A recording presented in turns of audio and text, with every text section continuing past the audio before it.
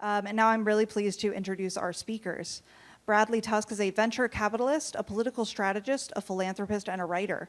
He is the co-founder and managing partner of Tusk Venture Partners, the world's first venture capital fund that invests solely in early-stage startups in highly regulated industries.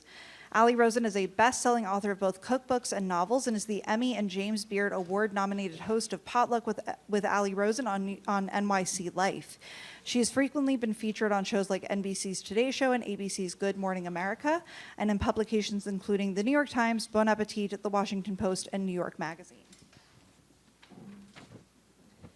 Zibby Owens is the founder and CEO of Zibby Media, dubbed the Zibbyverse by the Los Angeles Times, which includes the Zibby Books boutique publishing house, Zibby's Bookshop, an independent bookstore in Santa Monica, California, the award-winning daily podcast Moms Don't Have Time to Read Books, Zibby's Book Club, and Zibby Retreats for Book Lovers. So we have a really distinguished panel today. Thank you so much for joining us, and now I'm going to hand things over to our speakers.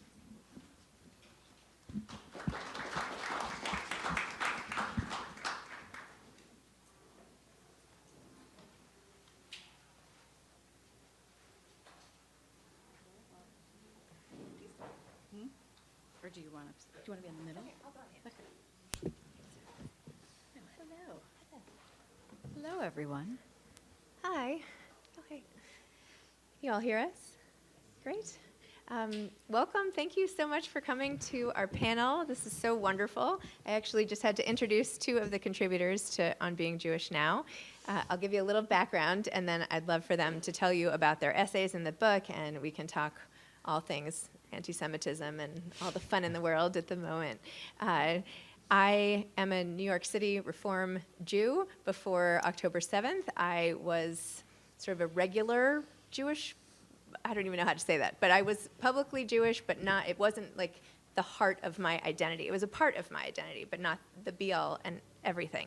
And afterwards, it became very clear to me that not only personally, but also from my company, we had to stand up right away, support Israel, and do all these very public things, because how could we not? As the year has gone on and the more things I've done to speak out, the more hate I have gotten, which has been lovely.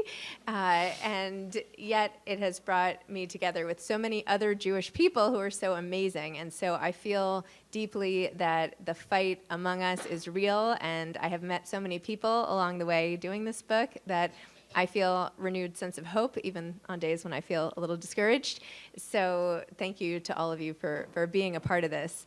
I decided to do this book in June of this past summer, and the only way I could get it out this quickly was because I started my own publishing company about almost 2 years ago. We do fiction and memoir, and this was an aberration, but as soon as I mentioned it to my team, it became clear, yes, of course, we have to do this, and we have to have it out by October before the anniversary of the attacks. And so we did. I put out a call for essays and gave everyone about 3 weeks to get their essays in and their audiobook portion, because the audiobook is narrated by the contributors, and they all said yes and continue to say yes to everything and are so amazing, and it's become like a new little family of mine, these contributors. And the book has a whole range of essays. The Jewish people are not one size fits all. We have people who recently converted to rabbis. We have Australians, Israelis, Americans, a black Jewish man, I think I said converted. Anyway,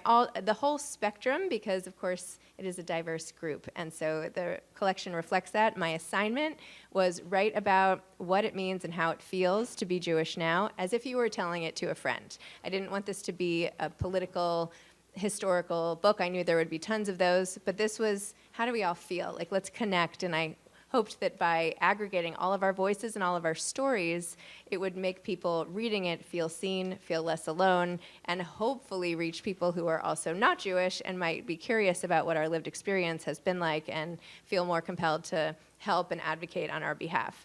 So the book came out in October in ebook and audiobook. In November 1st, it came out in paperback. It was on the USA Today bestseller list for 4 weeks straight, and hope to get it back up there if you all go buy the book. It might just do it. So anyway, that's the backstory of the book, and my goal, and we're donating the profits of it to Artists Against Anti-Semitism, which is a nonprofit I helped start up after October 7th, which does education and all sorts of things to help fight anti-Semitism as best we can. So that is the book, and now I'll turn it to Allie and Bradley to talk about what they wrote about and why. Yeah, I mean, I have to say, like, there's never been an email that I have responded to so quickly than Zibby saying, like, do you have something for this? And I was like, I just deeply need to get this off my chest. And it was so cathartic. I mean, I think that's been the thing, as the contributors have all, now email and connect so much, it's really unbelievable, I think, how much people have needed to sort of get these difficult things and joyful things off their chest. And I mean, now it's been really lovely that you've started a newsletter, and so more people are contributing their stories. And because I think often as Jewish people, we tell our stories through writing. We are a very literary people. So it's people been... of the book, we I think are, they call it. Yeah, exactly. We are the people of the book. So I sort of had a similar experience. I grew up in South Carolina. You know, my dad is Jewish, my mother is Christian. I always, I was bat mitzvahed. I deeply identified with being Jewish, but it was never my whole identity. My husband is Israeli, so I when I met him, I sort of came to a different piece of Jewishness, right, which was this community of people in another country that I had no connection to, and then suddenly felt deeply connected to. On October 7th, one of my husband's first cousins was attended the Nova Festival, and his body was taken hostage, and it's been obviously deeply traumatic for our family, but it also has just felt bizarre to sort of exist in this world of, like, I am a Jewish person, I am surrounded in New York and in all of my communities by non-Jewish people, and nobody seems to care about this. Nobody seems to see us in the way that we've all stood up for so many other groups that have had so many of their own issues that we stand beside them for. And so my essay in the book is about my best friend decided that she wanted to date a guy who leads, River to the Sea rallies, and couldn't understand why that was a deal breaker for me. And as I say in my essay, I mean, this is the friend that, like, took my son to hang out with him while my daughters were being born. Like, this was my best friend. And I needed to write about it, and it felt so good to write about it. But the purpose of my essay was really about how much I have gained new friends and family sort of through the Jewish community that sort of came together so beautifully after October 7th. So I think that one of the things that I've loved about being a contributor to this book is it is deeply hopeful and funny and bright and filled with Jewish joy, even as it is sort of brought together by a topic that is difficult. So as much as it has been one of the most painful periods of my life, it has also been one of the most beautifully joyous and the most connective times. So there's nothing more Jewish than that, like finding the joy in our sorrows. So I'm just so grateful to be Jewish now and be a part of this book. That is a hard one to follow, but okay. So, yeah, I mean, when Zibby asked me to write something, I was obviously thrilled to be able to do it. And usually when I write something, I have some sense of what I want to say, and that's sort of the logical approach to it. And in this case, I just kind of opened up an empty document, an empty Google Doc, without really knowing what I wanted. And the thing that I think I took away from all of it was actually taking a hard look at my life and concluding something that probably is not the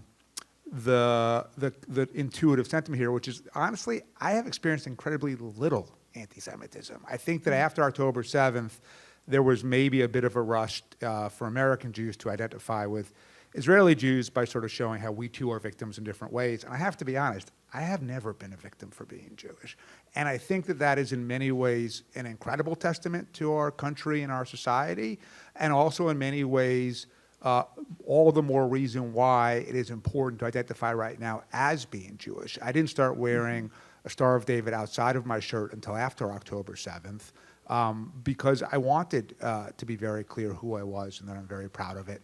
And if someone, I kind of did it thinking like, all right, if someone on the street or subway or whatever has a problem with it, and honestly, it has never happened once. My kids go to one of those like liberal, rich Manhattan private schools and have not in the slightest been indoctrinated by their teachers or anyone else against Israel. I own a bookstore on the Lower East Side called P&T Knitwear. It's called that because my grandfather, when he came to this country after the war and after being in the DP camps in Germany, he and a friend started a 300 square foot sweater store on Allen Street called P&T Knitwear. When I opened up my bookstore on Orchard Street, I texted my dad and said, where was that original store? And he told me, and it was a block away. And then I said, remind me the name. And he wrote back, P&T Knitwear, but you cannot name a bookstore P&T Knitwear. So the minute my dad told me I couldn't name a bookstore P&T Knitwear, that was the name. And I will say, I've noticed like on Yelp, maybe some people complaining that we don't stock books about Palestine and the Palestinian cause, so that's fine. They could take their business elsewhere. But, same thing. Have not really had customers coming in and complain anyway. I teach at Columbia. Have not noticed a single issue with any of my students, and maybe they're just smart enough to not bring up any issues with me. But nonetheless, and so, I think the inclination, the human inclination is to be like, yes, there are people who are suffering and we're suffering too. And I don't know that it was necessarily a conclusion that we wanted to reach, but I have to say, I'm not suffering, and I am grateful to be Jewish, and I'm proud to be Jewish, but I think that we tend to have a tendency these days to sort of victimize ourselves as publicly as we can, and you know what? I have never once been a victim for being Jewish in any way, shape, or form. See, that is like crazy to me. I mean, I'm delighted on your behalf.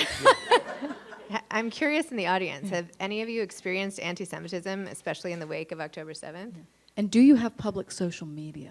I don't. I also Yeah. don't drink poison. Yeah. And there it is. But I also wonder a little bit, with all respect, everyone just raised their hands, if we were to go through, and we're not going to do this, but each one of you, how much of it was a true time where your life was actually made worse as opposed to you perceived it, and yeah, sure, that doesn't mean that there's not lots of anti-Semitism in the world, but I think there's also sort of a responsiveness, especially post-October 7th, to perceive a lot of it, and that, like, I would challenge a little bit whether what you went through, each of you, was a truly discriminatory event where you were truly victimized, as opposed to you encounter someone who sees the world differently than you do. So I feel like, It's a great jumping off point. yeah, if there are actions that do discriminate in however you feel it, right? Like I might perceive someone who has a totally different point of view saying, I mean, like, how do you feel if somebody posts Free Gaza or something on a social media post? Do you view that as discrimination or not? No, look, I don't like it, and I would say I make a distinction between, say, from the river to the sea to Yeah. Free Gaza, right? So to me, when someone says from the river to the sea, they are denying my inherent right to exist, right? Because Yeah. if you're saying that Israel shouldn't exist, you're saying that effectively a people that have been persecuted for over 5,000 years and will continue to be for as long as we exist or as long as humanity exists, shouldn't have a safe place to be. And if you believe that, then you believe we shouldn't exist at all, right? And so that's my position, but at the same time, and again, I stay away from social media, so I don't actually encounter any of that because I don't know why God anybody bless. would choose to do that. Because if you're an author, you have to. That's what they tell us. I don't But know. he's an I've author. written 3 books. I don't use social media. But anyway, no. But like, I'll give you an example. I like to play Rummy Cube online, right? Yeah. My Sephardic grandmother taught me how to play that when I was a kid, and I now do the internet version of it. And I play against strangers, and sometimes like someone's username is like Free Palestine, right? I really want to beat them. But do I feel victimized in any way? No. Yeah, and I think that's been a big thing. I mean, in a lot of author communities that I'm in, where people talk about like, or I'm in like a Jewish bookstagram community, and people talk about like, who are we not going to read, who are we not going to support, and I'm sort of the same thing. I'm like, if someone has donate, like there was a big thing where I write cookbooks and romance novels, and there was a big romance author donation to like a Gaza evacuation fund, and a lot of people were saying, well, I'm not going to buy books by anyone who donates to that. And I said, listen, like, I don't inherently think it's a bad thing to like donate to children trying to get out of a war zone. Like, that doesn't upset me. Now, if somebody is donating to people protesting at and setting up encampments in front of like Hillels, then like, yeah, I'm not going to read that person's book again. So it It is, and I think that's where it becomes amorphous and hard, where sometimes it's hard to prove like overt anti-Semitism with just some of this stuff that like makes us feel icky inside. Yeah, sure. And it's hard to know. I mean, you've obviously, as the face of so much of this of late, I mean, I think you're kind of the battering ram, like standing in front of all of us as authors. And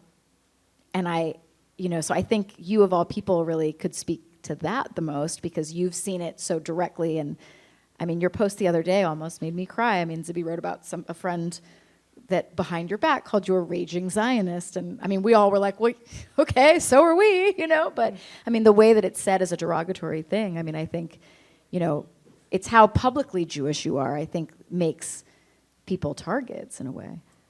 Well, I think the thing, and I mean, I could fill the whole session with things, but I'm not trying to portray myself as being victimized and passive and like, luxuriating in that. I don't like that at all.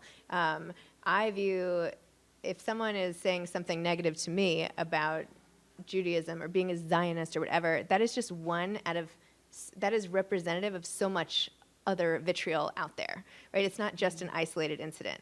So any times that we are being made to feel icky or whatever, even if it's on the border, I don't feel like that's okay. Like I feel like we should, and not that we should be looking for examples that don't exist, but I think that it's well documented that many examples do exist, and that there is this huge uptick in anti-Semitism, and whether it's small slights or people just towing the line, or if it's like large-scale protests, it is rising. And I think as Jewish people, especially on the front lines of being authors, which who knew, and if you haven't heard about this, but in the literary world, there has been so much fighting to be done. There was 1,000-person boycott thing. What do you call it? Boycott, when you sign petition. Thank you.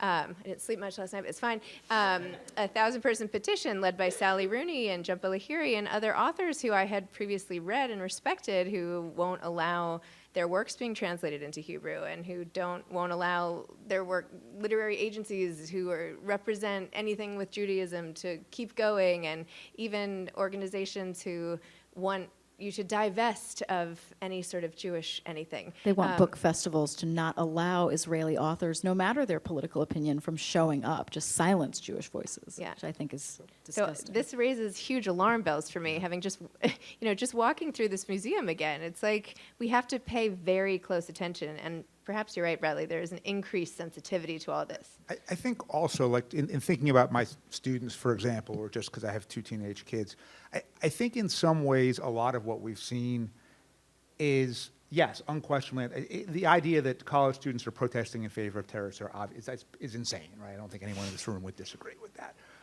But my kind of diagnosis of it, in a way, is a little different in that I think in this country, we raise people on the notion of that the way to be happy is to accumulate as much status and as much wealth as you possibly can. And if you do that, you'll be happy. And if you don't, you won't be. And I think when I think about like the kids I teach or whatever else, they've done that, right? They have. The reason I think you've seen more of these protests at elite schools than anywhere else is they've actually done all the things they're supposed to do. They've checked all the boxes they could check for a kid their age. And guess what? They still aren't necessarily happy, because status and money doesn't in and of itself make you happy, right? And I think a lot of them feel empty and confused because they were told this thing and they worked their ass off to achieve this thing, and then the thing didn't have the payoff they wanted, and they are lost and they are grasping for an identity, and they don't know what to do with themselves, and they have picked this totally asinine way to show it. But isn't that how fascism starts? Well, I think to me the answer is like one of the things, and that's not specific to anti-Semitism, but like I think we need national service in this country. So like, for example, if you look at the World Happiness Report, the U.S. for people under the age of 30 ranked 68th last year, right? Israel ranked 4th for people under the age of 30. In Israel, you have to join the military, and your life is literally at risk. In the U.S., we are the most rich, abundant society in the history of the world, and we couldn't be unhappier, right? And it seems to me like, so one of the things that I take away from this is like, we need national service in this country. Now, we don't need that many people in the military, so it might be, tutoring kids or cleaning up parks or volunteering at senior centers or whatever it is. But I think what I look at a lot of what we perceive to be anti-Semitism, I attribute, some of it's just definitely a historic, people hate Jews, blame Jews, 100%. I think some of the diagnosis to me, though, is we have a society that has lost its way a lot more broadly than that. And it's manifesting itself in this way right now. But overall, for as long as we have a society that is telling people that the only ways that they can be happy are things that sort of we know don't actually really deliver happiness, you're going to have this emptiness that's going to translate into all kinds of negative political activity and everything else. And so I think we've got to look at it from that perspective too. So I was involved with a movie called October Hate about what led to the huge rush of protesting and everything that happened after October 7th. And in it, they put a meeting held at the Marriott Hotel about with all these Hamas and radical Islamic fundamentalists who literally said, okay, how can we infiltrate the U.S.? Let's basically prey on the liberal media and people who believe so strongly in social justice and might be sort of on the fringes themselves. Like, let's give them this as a cause and make them feel that this is the thing that they have to grab onto. So it's almost like preying on the insecurity, which keeps me up at night, right? Because that is a deliberate messing with our nation and who we are as a people. And that's why sometimes I worry that people have adopted the opposite side of the coin here for the wrong reasons. Sure. And they don't totally understand even what they're fighting for. And that scares me and makes me want to speak out about it. Well, that and also and at least Congress for once did something, but like TikTok is literally, Yes, that too. Chinese propaganda. I don't know how the Chinese care about the Jews one way or the other, but they know that sowing discontent in the U.S. is in their interest, right? And I think it's by a 50-to-1 ratio is showing, negative, feeds and negative information about Jews. And we allow that to happen, right? We live in a country where we don't regulate. We have this new device, like it's in all of our brains, basically, and certainly in all of our pockets, that in the U.S. we refuse to regulate at all. And then we wonder why it makes people crazy, right? Well, Jews have, historically, it's like whatever the ills of a society are, they've always found a reason to blame us, But I think in the U.S., the thing that does make this country so great is we are in a position to fight back in a way that I think we can do politically, we can do through literature, we can do through coming together in community, and that's been the piece that has given me hope, is that some of these people you can't reach. The friend that I am not friends with anymore, again, it was like she had sort of a sad agenda of like wanting to be a part of this community and of these people, and so it's almost like what you were saying. I was like, oh, that's like literally what happened in this instance.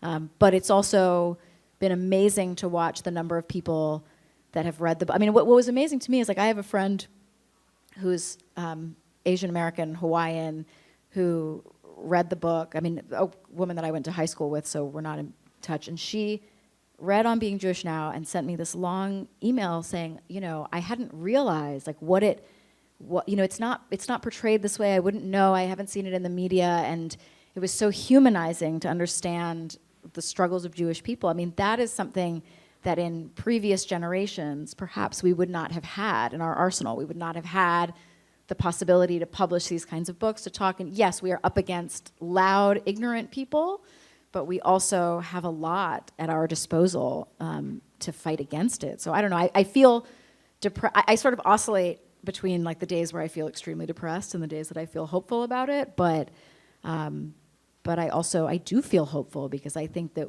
the best thing about being American is, and the thing that terrifies me when I look at my friends in Europe, is that, here we do have a much stronger, more powerful Jewish community that can fight back.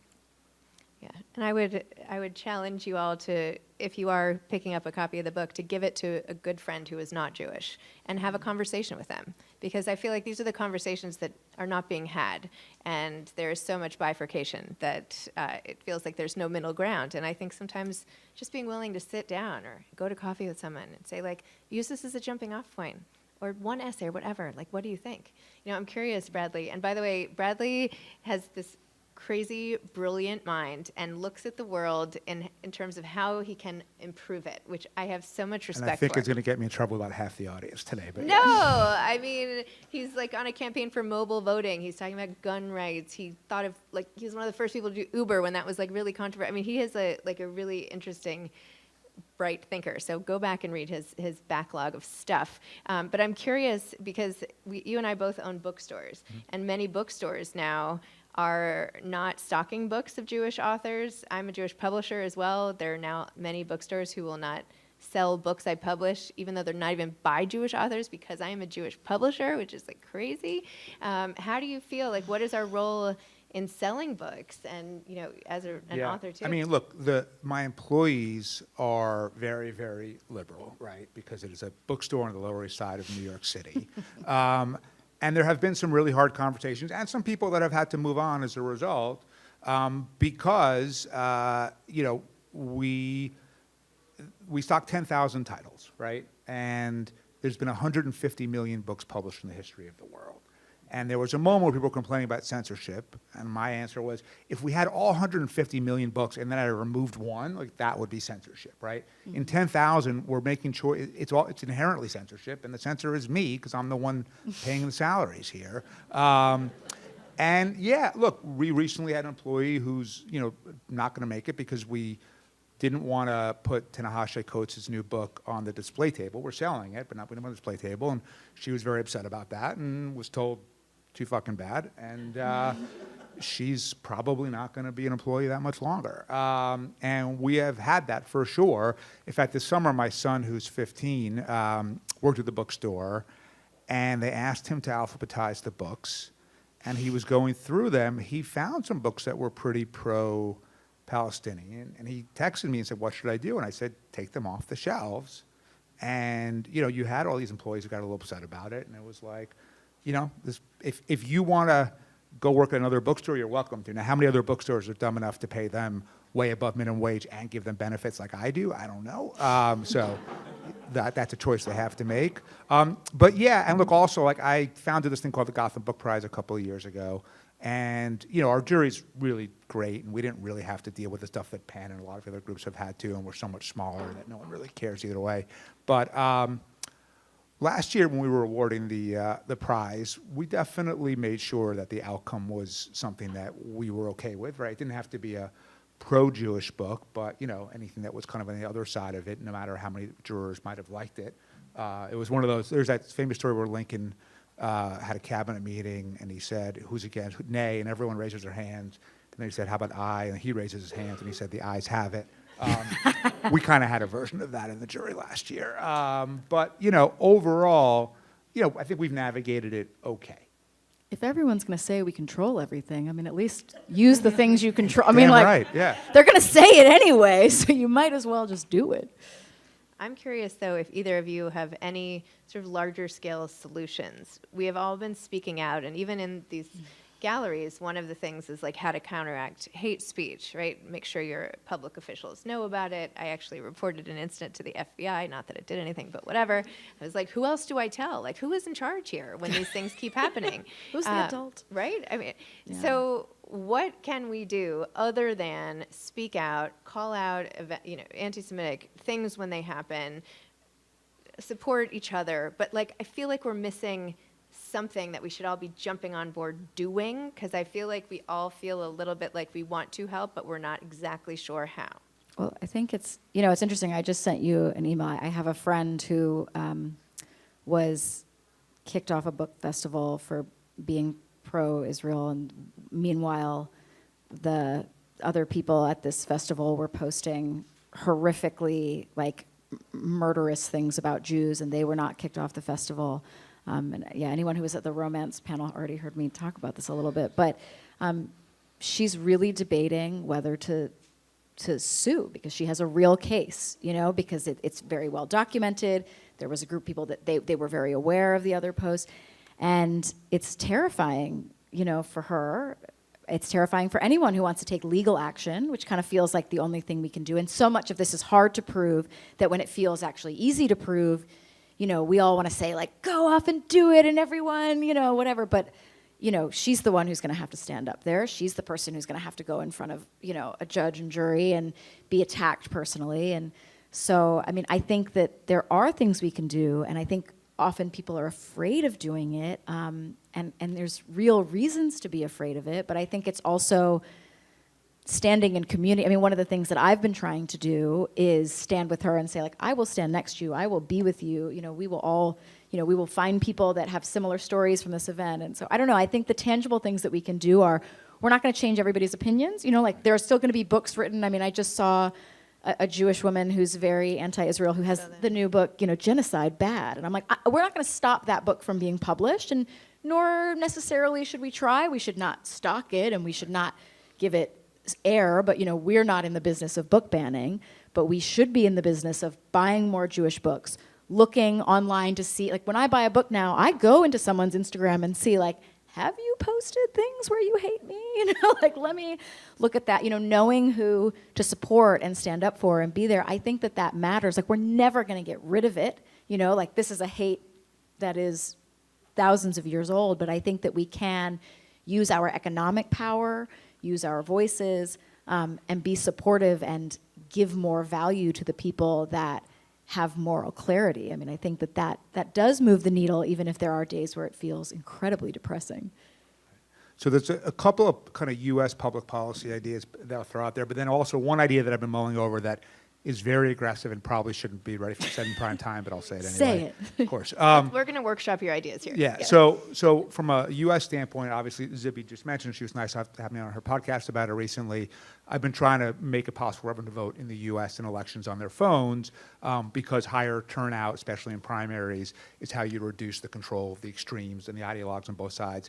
And I think the Democratic Party has got to wrest control back from the far left. And the way that you do that is when you live in a world where primary turnout is typically 10%, and the far left are the ones who reliably turn out, they call the shots. If we can get turnout up to 30%, 40%, by letting people vote securely on their phones, then all of a sudden those anti-Semitic voices have far less power, far less influence. That's one. Two, we don't regulate social media, like I said, in this country at all. And as a result, the platforms are actually economically perversely incentivized to push the most toxic content out there, right? So human beings have a negativity bias that was an evolutionary trait, so that, like, if you smell gas or you see a lion, you escape, right? And I think Jews, unfortunately, maybe we have like an extra negativity bias. And as a result, if you're Facebook or TikTok or any platform, that people are going to click on negative content much, much faster than positive content. And there's a law called Section 230 that says that no one can sue the internet platforms for any of the content posted by their users on the platforms. And so as a result, all of the platforms are heavily economically incentivized to push the most toxic stuff possible, because that's what gets them more clicks, which makes them more money. They shouldn't have that legal protection, just like no one else in the media has that legal protection. Third, national service, because I think the lack of purposeness is what leads to a lot of people, young people, making really stupid decisions. But I also think, in light of the pogrom that happened in Amsterdam, that we need some sort of international version of, like, the Mossad and Shin Bet to protect Jews around the world. And maybe the Mossad historically has done that, but they've got their hands full, right? We're fighting a two-front war. Who knows what's going to happen with Iran? And I think to ask them to say, okay, now you have to handle the security of every Jew globally is a lot. And I don't know why we couldn't recreate with private resources an organization that said, we are going to work with local intelligence agencies in every country.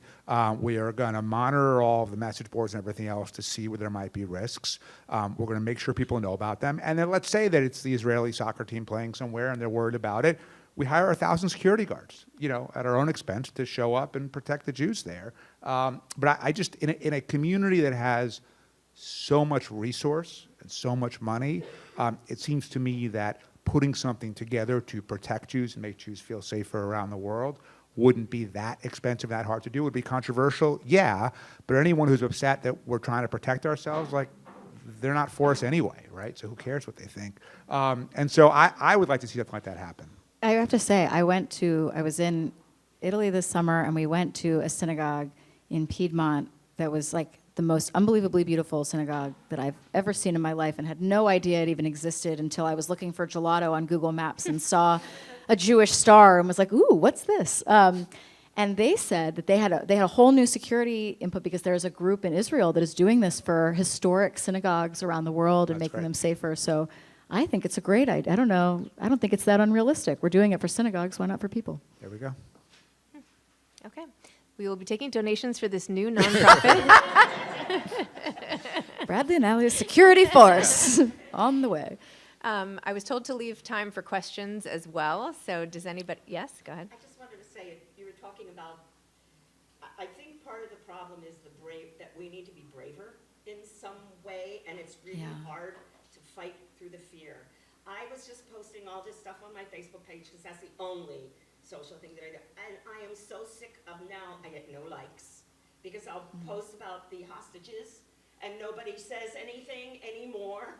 And I'm like, the world has gone completely mad. And to think that, and we had a march going right down a residential street on West 25th between 8th and 9th Avenue when this happened after October 7th. 250 people banging and drums and to the river, to the sea, and I'm looking out the window, I'm like, no, this is not happening today.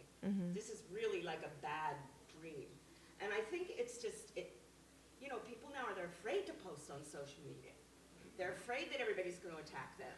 They're afraid, you're going to get 100 different replies of, oh, go to the sea and whatever else. But if we can kind of, I don't know, even just social media is so overtaken by the haters to just try to, I took it down and then I thought, God darn it, I'm putting it back up. Well, I'll speak to this because I think you have to set your own boundaries. Like, I think that there are people, I'm like an instant like comment on all of your posts. I set a boundary for myself actually after 2016 that social media was not real life for me, that I was not going to post about anything political, any of the causes that I care about, because I didn't feel that I owed anyone that, and that's my boundary.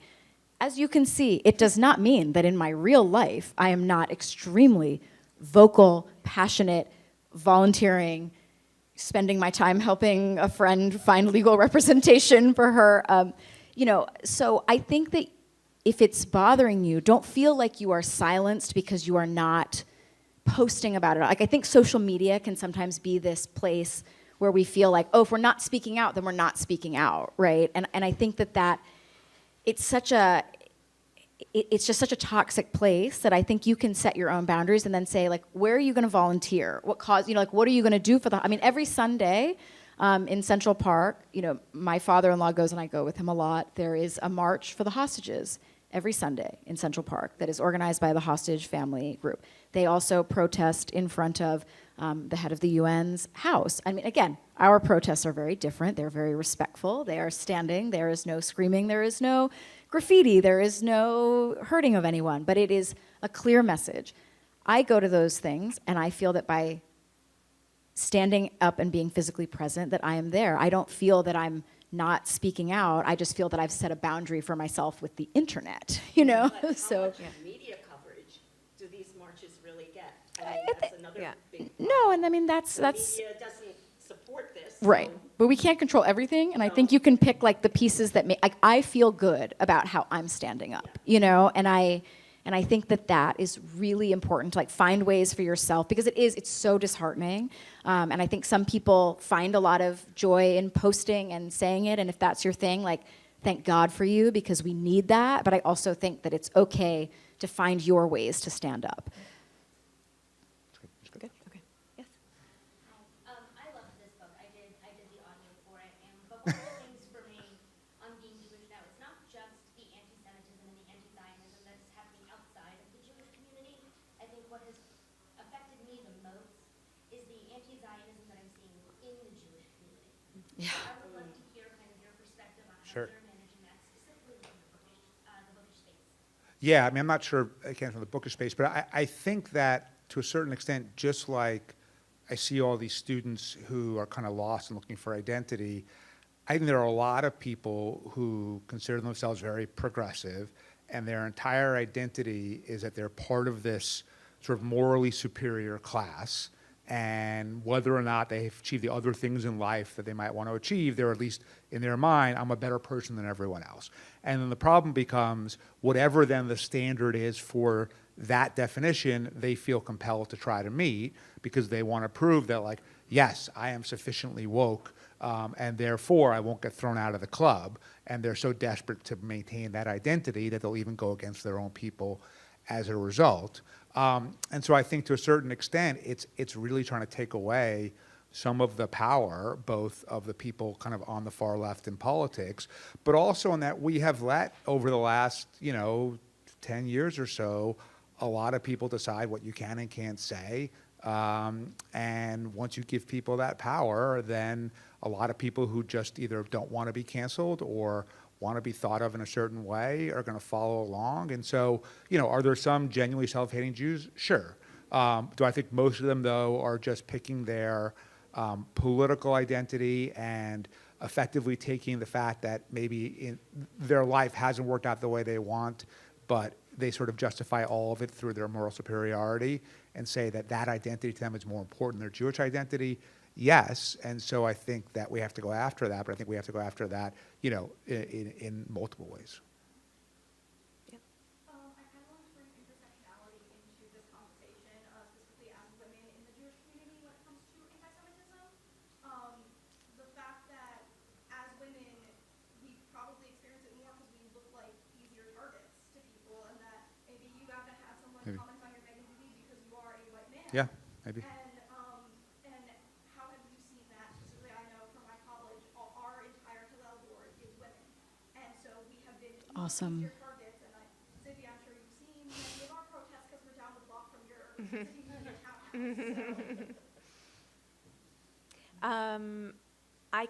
I haven't notably divided, it's because I'm a woman, it's because this person's a woman. I just feel this uptick in general. So I'm not sure. I don't have a clear answer on that. I know it's happening. I feel it. It's happening among so many people that I know, so many people I follow. Is it worse? It may be. It may not be. Yeah. I don't know. I don't have the experience of. Right. I mean, I'm in cookbooks and romance, so it's all women. That's my only perspective. But you have to be on social media because you're a woman, and that's how you can be able to promote your book. So you have to be more out there. But that's where the boundaries have come in for me. It's knowing that no matter how much I want to say, like there are things that I'm like, oh, I'm itching to say this. And I'm like, no, I've set these boundaries for myself for a reason. It's very important for me. And so I think, as women, just like we have to set boundaries in other areas of our life that men don't have to think about, like I think we also have to think about that in this context as well. Yes. Hi. I'd like to make two quick comments. First of all, two of the other authors who signed that boycott Israeli writers, et cetera, were Rachel Kushner Mm-hmm. and Percival Everett, who wrote the National Book Award-winning fiction, Yes. James, which I probably will read, but probably will take up from the library. The second point is to something Bradley said. I think there are a couple of, I don't want to get too partisan political, but there are a couple of real-world examples where Jews were able to use their power to achieve important victories. And that was right here in New York with George Latimer defeating Jamal Bowman in the Yep. primary. Largely, they blamed AIPAC, and AIPAC fought the election. The real reason was that there were just thousands of Jews in Westchester County and Northern Bronx who mobilized, got Yep. out for the primary, and defeated Latimer. And the same thing happened in St. Louis. Yep. Corey Bush, I Yep. forgot the guy who Wesley Bell. yeah, and so I think those were two, and I think that was not covered enough. I think that was substantial political victories which showed, number one, there is place in the Democratic Party for pro-Israel people, and number two, that you can defeat the far left in certain districts, and certainly you can. Because turnout was higher, because all of those people made a point of turning out, but most of the time they don't turn out. So Jamal Bowman got elected several times to Congress because they didn't bother to vote those times, right? They also defeated Mondaire Jones, which was great. So yeah, and I mean that kind of gets back to at least the point I'm trying to make on mobile voting, which is, yes, it's great when people actually make the effort to go somewhere, but why don't we meet people where they are and empower? Does anyone in this room not have a cell phone? Right. And I would almost guarantee not everyone in this room votes in every single city council primary, every single state rep primary, every single everything. But if you knew that, like, hey, all I got to do while I'm waiting for my coffee to brew or whatever else, for the barista to call my name out, is press a few buttons on my phone, you're going to do it. That's how you prevent the Jamal Bowmans from the Cory Bushes of winning office in the first place. Yeah. So to sort of comment on the idea of being a woman and anti-Semitism, I think a comment that I would make there is that, you know, for those who appear Orthodox and who are wearing yarmulkes out in the street, my husband wears one who was attacked on the Upper West Side in broad daylight after October 7th, right? My brother, So sorry. they get comments every single Shabbat, right? So I think it is really important to kind of think about, maybe ask the question of, okay, let's not turn ourselves into victims, right? But at the same time, we have these physical attacks that are taking place all over the world, and I'm glad you mentioned Amsterdam. I'm originally from Europe. I'm from Vienna. Right after October 7th, right, the graveyard, like the historic, beautiful graveyard, was just like completely destroyed. Those are sort of things that I find interesting, because looking at the arc of history, I love how this conversation really focused on the cultural realm in the world, right? If you look at like the 1910s, 1920s, and it was first such a cultural thing, things were shifting, and then very quickly it turned into actual physical attacks of Jews. And I find what you're saying about these different book festivals and these different sort of conversations where maybe you could interpret something differently, and if it's pre-Palestine versus pre-Gaza versus, and I think that's such a valuable conversation. I'm curious to hear from you, what do you think in terms of where we are right now in 2024 of like these conversations that are happening in the intellectual realm of New York City Jewish life, which is a huge part of our life, and then also kosher restaurants, you know, just being vandalized, or shuls getting bomb threats, and like at the same time these Jewish institutions that we do very much depend on getting like blatantly attacked versus, okay, maybe this is an attack type of thing. So just curious for your thoughts on that, because I find that so interesting, sort of thinking back of the previous century, and just where we stand on all of those things today. I mean, prior to hearing Bradley's thoughts, I thought most people felt this horrible sense of like rapidly escalating attacks and fear. And I feel that there is overall a sense of alarm, that the alarm bells are ringing, and that it sounds very familiar to how it's been in the past. And we've been taught time and time again, we all know the history. We've all been taught never again, be aware, read the warning signs, you know, don't let one thing become another, right? The Jewish star on the clothing is, what does that become? So for me, and the most of the people I feel like I talk to about it, everyone is feeling like we can't let this become that, and now is our time to speak out. And I think we are. I mean, it's the Amsterdam thing was so terrifying because a few months earlier I'd been right at that stadium taking my daughter to Taylor Swift, you know, and it's how has this place of joy become this place of hate? And I think all over the world, whenever these incidents happen, we have to get involved, we have to speak out, and we have to sort of say, like, we are stronger. Like, I really do believe, like, we are in a stronger position than we have ever been. There is a reason that Israel exists, you know. We are stronger because we have Israel. We are stronger because we have political and financial power in this country. I do worry about European Jewry because I think they don't have as much of that. But I do think that we are well positioned to fight back, and we just have to keep doing it, each of us individually, in the ways that we can, so that it doesn't rise to a level where I don't ever want to have a debate where there isn't one person on here who's like, maybe it's not a big deal. Like, I like that we're still in that zone, and we haven't gotten further, so we have to keep it that way. In the back? I'm 73 years old. I've been a very, very proud Jew, and I've always been a proud Zionist. Before October 7th, hundreds of thousands of Israelis were marching in the streets. Yeah. Pro-Israel cannot mean pro everything that they're doing, and it gets very complicated. Yeah. No matter how much my whole life has been pro-Israel and pro-Jew, being a proud Jew, but we have to look at Netanyahu's government realistically. And when you talked about Jews who are anti-Israel, I think there's a huge difference between being anti-Israel and being anti-Israeli government. Oh, yeah. But of course,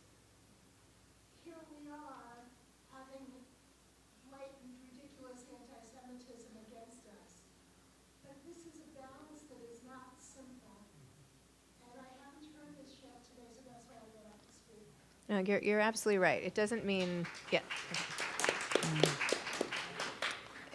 Just because we believe in the right for our country to exist doesn't mean we sanction every single decision or every single thing that's done or said. It is complicated, but I think we still have to support the right for Israel to exist. I want to. Yes. And wanna don't say- let them yeah. redefine Zionism. I mean, I'm sorry, Zionism is not the belief that the government is great. It's the belief in the state. In the same way that being pro-American, like, hi, we just had an election. A lot of people agree and disagree. Like, it doesn't mean that we hate America if your candidate loses. I mean, so they're trying to redefine what Zionism is. We have to know that, like, my father-in-law who goes to the Sunday hostage thing, like, before that, he was going every week to the anti-Netanyahu, like, they don't get to define it for us. I am, you can be a Zionist and also against Netanyahu, just as you are an American and you can be against your own government. I mean, that's part of a democracy. Yeah, I mean, one of the great things, especially about being Jewish, is sort of this ability to hold two contradictory thoughts in your head at the same time. I think we're especially Yes. good at that. And look, that's true, right? Like, I started this talk saying I haven't experienced a lot of anti-Semitism, and then I also called for creating an entirely new intelligence agency to protect Jews around the world.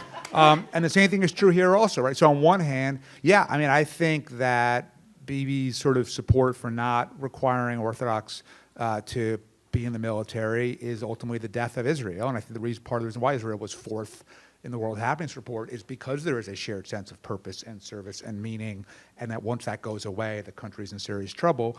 On the other hand, I don't know that we see Assad resigning and fleeing yesterday without the events of the past year as well. I mean, if you told Iran on October 6th, here's how this is going to go. Hamas is going to get routed. Hezbollah is going to get routed. Assad's going to have to flee. You're going to invade Israel, and it's going to go nowhere. They're going to come back at you and destroy all kinds of critical infrastructure, and they could have done much worse. My guess is Iran would say this wasn't how we envisioned it. So It's not what they were hoping for? I don't think so. So the point just being like, yeah, I don't know, because part of me very much thinks that the last year has been handled quite well in some ways, just based on everything I just said. And then part of me also looks at the underlying motivations of a Netanyahu, who knows that the minute he's out of government, he could be facing jail time, and will do anything he can to keep the war going in order to be able to stay in power. And so, yeah, it's just really complicated. I'd like to close on a hopeful note because because I do think there's a lot of hope. I think our community is incredibly special and resilient, obviously, as we've seen for millennia. I'm curious for the two of you, and then if anybody wants to share in the audience with one word, what is giving you hope right now? Community. I would say my kids, and that I was really pleasantly surprised that here are these kids who are, on all the different social media apps, live in New York City, are around lots and lots of highly progressive people all the time, and haven't wavered one bit in terms of their support for Israel. Now, my son, who's 15, from the ages of 8 to 13, he and I read the New York Post together every morning, so he's rapidly pro-Israel, and I might have brainwashed him a bit. But even my daughter, who's 18 and in college, has been steadfast, and so that was incredibly heartening to me. That was not one word. Sorry. Does anybody have one word? What's giving you hope? Anybody? What's giving you hope? I will also say my community, my Hillel, has been so helpful. We went to Temple Emmanuel last night, or 2 nights ago, for Friday night services, and just seeing everybody enjoy being together was the most helpful thing for me. Hope? Yep. Bookshops. Woo! Yeah. It depends on which books are on the shelf. Romance books. Yeah. What's giving you hope? Allyship. Yep. Anyone else? Does anyone feel hopeful? Does anyone feel a little more hopeful than before they came in here? A little bit? No, nobody does. Okay, well, we tried. We tried. At least it's good to get it out on the table, to know that we're all talking about these things, that we're in it together, that none of us are alone in this fight. And we are a community, and we will be strong and continue to be strong, and that is our differentiating factor, and no one can take that away. So thank you for coming.